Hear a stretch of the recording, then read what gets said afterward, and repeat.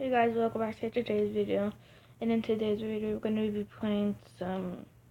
Wait, crap. We're not playing. We're reacting to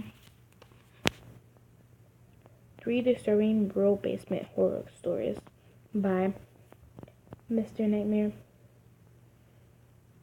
Make sure you subscribe to his channel. His videos are really creepy, but they are good. Make sure you subscribe. Let's get into the video.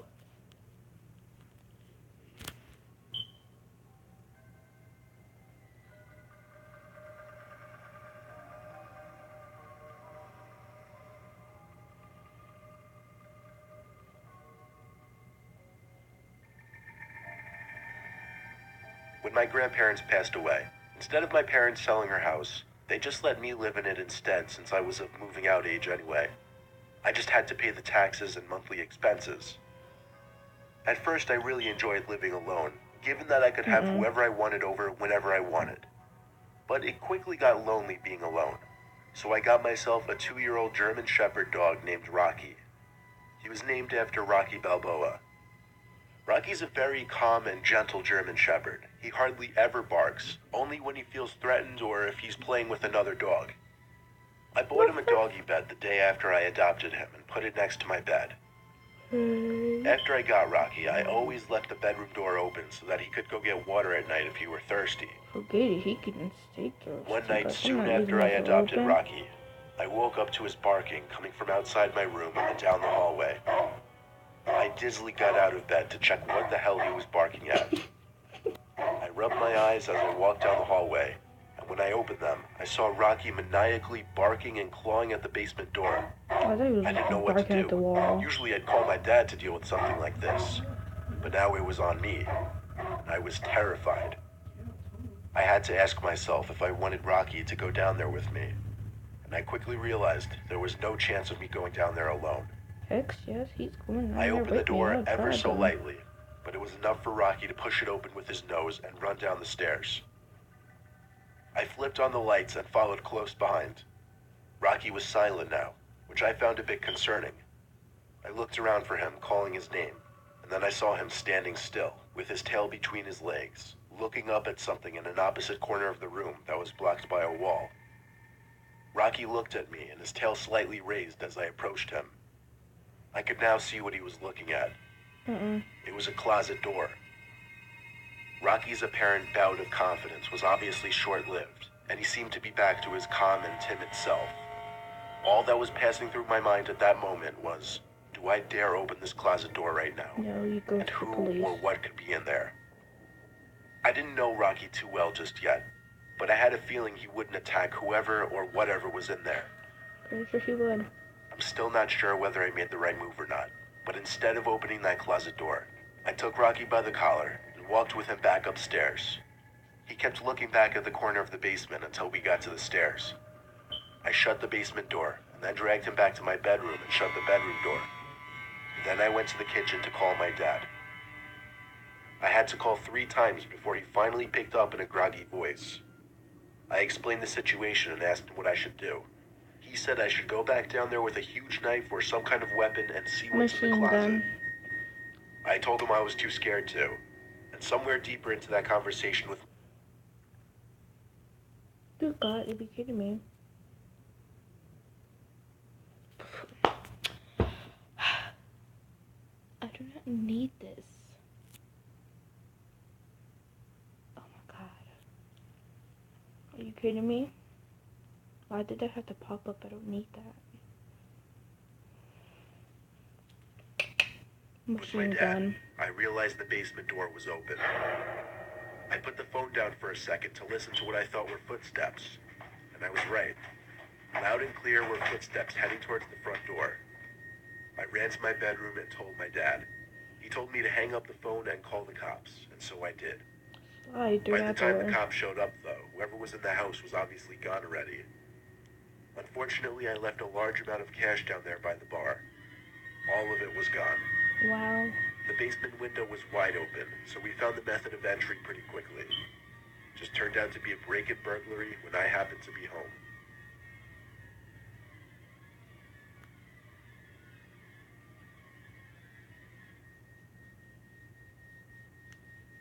This story took place just 2 weeks ago. I've always had a fear of basements since I was a kid. Now that I'm 18, my fear is obviously subdued a little bit, but I still will glance over my shoulder to any noise I may hear behind me. And I might get that slight butterfly in my stomach feeling when I'm alone. Well, on this cold Friday night, I was home alone, and since our biggest TV is in the basement, that's where I usually chill, especially to play video games. I was playing Fortnite with my friends, some crazy popular first-person shooter game. Lord. I had headphones in and I was really invested in the game. Yet even over the loud sound effects through the headphones, I knew I heard something come from behind me, like a thump. I took off the headphones and examined the back of the basement. Now our basement is huge, but also extremely cluttered and messy. If I wanted to actually thoroughly examine what's behind me, I'd have to get up, that's how bad it is. But I didn't feel that were necessary. Yeah, I found it a bit unsettling any time I heard a noise, but I really didn't think it was anything to be concerned about. I tried to continue playing, however I wasn't able to give my full focus anymore, not with part of me constantly thinking about the noise. I took off the headphones and played with them off just because I was feeling extra paranoid and wanted to hear my surroundings. Shortly after taking off the headset, there was a sudden clank sound, and it had a metallic, echoey ringing to it. I turned off the system now because I was in shock. This was an intentional sound made by someone or something. I walked really, really slowly to the backside of the basement. When I laid eyes on the big metal air vents in the corner, that's when it hit me. That was most likely the source of the sound. Or to the door. I got as close as I felt comfortable, then stopped and just looked at the air vent for a second. I got a terrible, painful feeling in my stomach, and I felt like the life was literally being drained out of me when I saw a hand reach out from the air vent and start waving me over. Whoa. Then a deep, raspy voice said, "Come here, I need help." At first I didn't run. I just gradually stepped backwards with my mouth hung open, looking at the vents. The person's hands gripped the vent and started shaking it. First of all, you need to close your mouth before you catch flies, and second, you need to get your machine gun, open the vent, and shoot who's ever in there. Aggressively, obviously trying to break it open. I screamed, "I'm calling the cops," but the shaking didn't stop. I did what I said. I called the cops and told them to send someone right away. The operator told me to go to a room upstairs with a weapon, lock the door, and hide. My weapon is a machine I was the most scared I'd ever been in my entire life. And the pain and fear of the situation only became worse when I heard a door bust open downstairs, and I could hear a maniac screaming at the top of his lungs. I'm not lying when I said he was screaming things like, "Where are you? I'm gonna kill you." I heard him run up the stairs. He probably ran up 2 stairs for every step, because he was up the stairs in like 3 seconds. My heart was in my throat when he tried the doorknob to the door, and started pounding on it so hard I could see the door caving in a little bit. I thought he was actually going to break the door down. I had to climb out the window or I'd be a goner. I think he heard me though, because the banging stopped. I jumped from the window to the bushes below, and with a right stroke of luck, a cop car pulled up in front of my house. I basically ran into the officer's arms, begging them to go inside and get the man. They told me to wait in the police car, which they locked, while they both went inside the house with their guns drawn. Not even 5 minutes later, the 2 officers came out and they were holding the man in cuffs. The man in cuffs took my place in the backseat of the cop car, and for that moment, until the cops drove away, he was giving me the most evil, hate-filled stare you could ever imagine. That stare still haunts me. The whole experience still haunts me.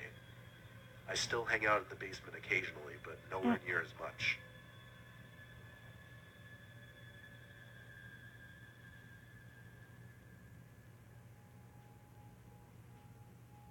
The story I'm about to tell you is a series of blurry memories from when I was a little kid and we were living in our old house.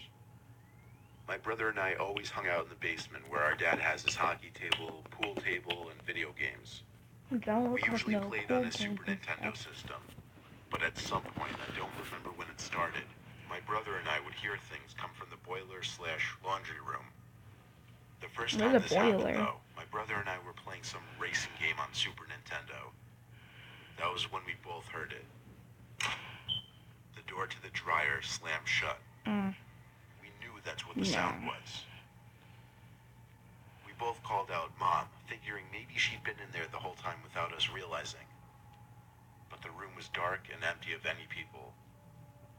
When we realized this, we both ran upstairs screaming for our parents, leaving everything downstairs still on. Our parents came down to humor what they probably thought was just our dumb childish antics, and nobody was in the laundry room. Moving along probably a few months, I was awake late one night for whatever reason, walking to the kitchen, passing the basement door, and remember hearing the TV downstairs turn on. It was one of those big old box TVs, so it made that distinct clicking sound as it turned on. Oh yeah. I called Mom, Dad, and my brother's name. Because No it one has that answered. TV too. I went to my parents' room to tell them, and they were both upset with me for waking them. Don't be upset. My dad went You better go downstairs to check. turn off the TV, and I remember him telling me it's a glitchy TV. There were a couple other suspicious happenings This is after that, freaking so but I'll move salty. forward all the way to the last occurrence, and honestly the most horrific. It was a few days before we were going to move to our new house. Just about everything in the house was already shipped to the new house, but our parents were nice and let us keep the TV and video games downstairs until the last few days. My brother and I were once again playing video games. That's when I felt something hit me in the back of the head.